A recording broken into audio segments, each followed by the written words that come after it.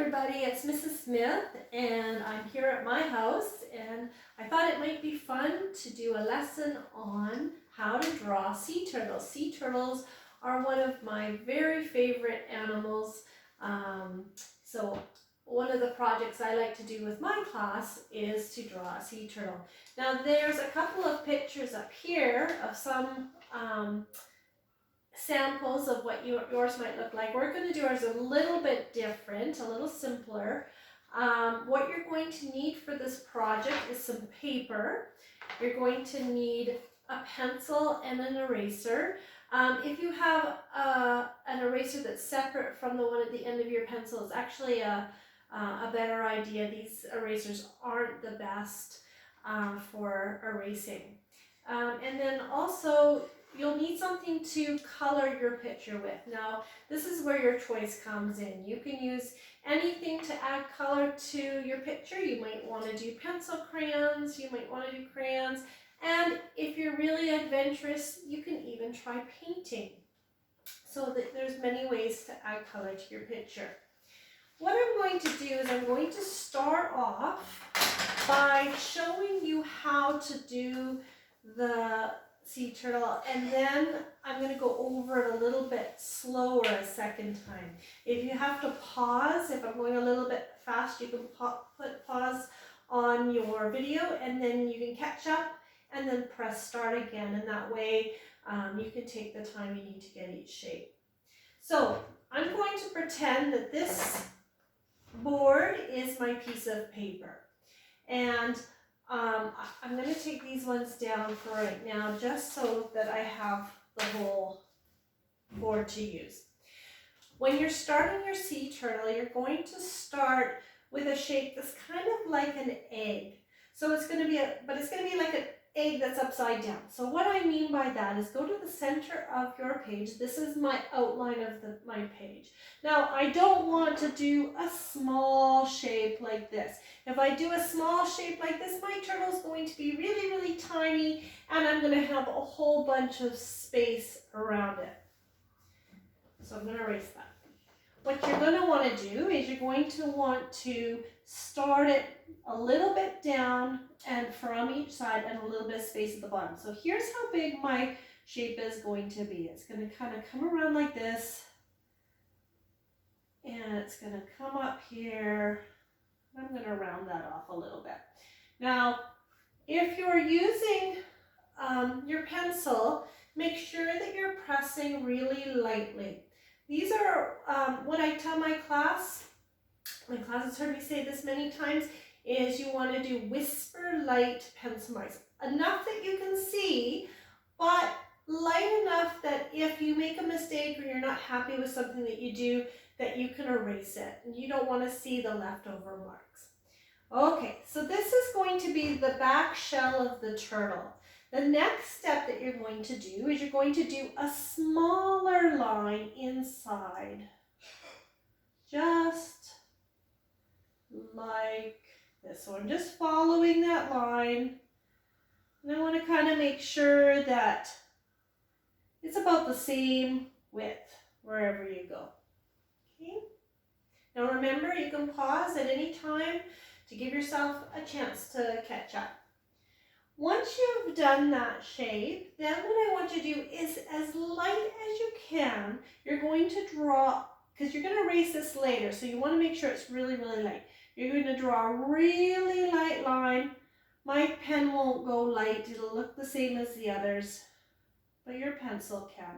And you're going to do one in the middle, and then you're going to go one going across like this, and another one going across like that. Okay, so you should have one line cutting it in half, and then two lines cutting it into 3 different sections. Okay, now what you're going to do is you're going to, in each one of these spaces, you're going to do a rounded kind of square shape. It's not really a square because squares have corners, and these won't really have corners. But what you're going to do is you're going to follow that line, round it, round, and round, just like that. And you're going to do one of those in each of the sections. So here's my second one, And it doesn't have to be perfect. It's just getting close to those lines.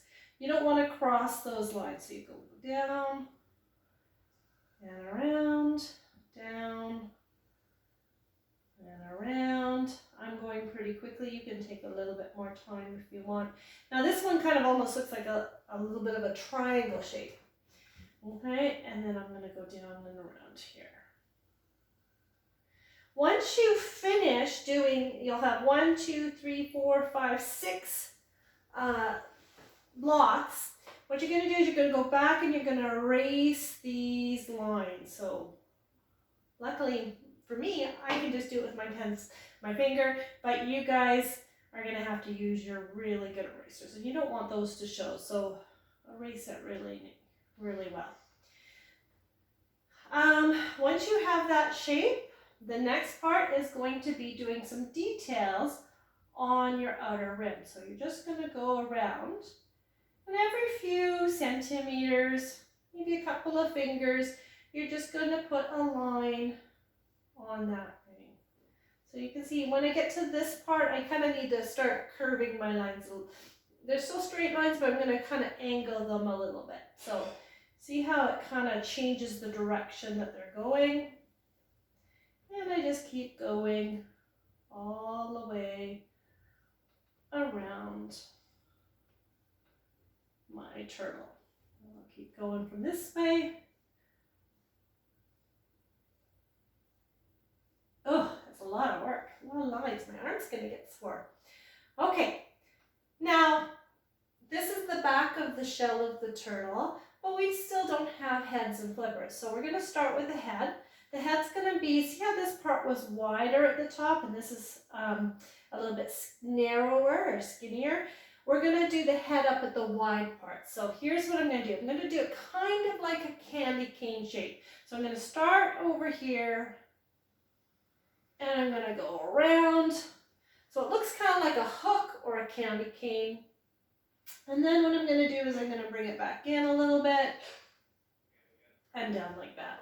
Now, if you're not happy with it, think it might be a little skinny, you can bring it in a little bit more. You can choose, you can change it around. Don't get too fiddly with it. It doesn't have to be perfect.